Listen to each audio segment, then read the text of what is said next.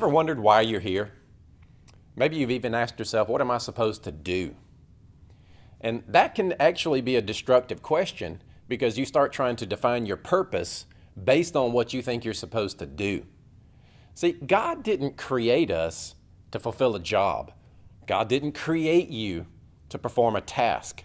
God created you to be the object of His affection because He wanted a family.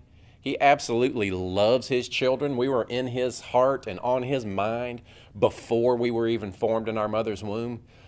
Every human is just an expression of God's love. And then we receive Him by grace through faith and enter back into His family by receiving Christ. But the reason He created you is found in just a couple of verses. Let's look at Revelation 4:11.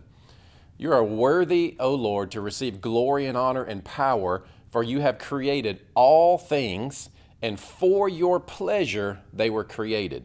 God created everything for His pleasure. So let me ask you a question. What do you think brings God pleasure? Those of you that are parents, that have children, what brings you pleasure with your children? Is it when they perform well? Is it when they do exactly what you've asked them to do? Or is it just having a loving relationship with them? Are you more pleased when they jump up in your lap and spend quality time with you, or when they obey your commands? Obviously, we want them to be responsible people and fulfill what we've given them to do. But at the end of the day, it doesn't matter what grades they make. It doesn't matter if they've taken out the garbage. It doesn't matter all that stuff that we put on them that we do want them to do. The relationship is defined in the kind of love that we share with them. The reason that we had those children was because we wanted a family, and they are an expression of love. It's the same way with God. God created everything for His pleasure. So again, what do you think brings God pleasure? Do you think sickness brings God pleasure? Do you think confusion brings God pleasure? Because a lot of people are confused, asking the question, God, what am I supposed to do? As if there's a bullseye that you got to hit to make God happy and to fulfill the one thing that you were created to do. And it just puts really a yoke of bondage and a performance mentality back on the believer. See, we are delivered from dead works. We are delivered from the law. We are put in a relationship now with God under this new covenant in Jesus, where it's about a family. Yes, there are things God will call us to do specifically, but the reason you were created is found in just a couple of verses. Again, let's look at Psalm 8. David is sitting out probably under the stars. He's looking up, wondering, and he asks the question, what is man that you are mindful of him? What is man that you even care about him? And then he gives himself back the answer. You have crowned him with glory and honor. You have set him over the work of your hands. That word glory and honor are the words dignity and worth and value.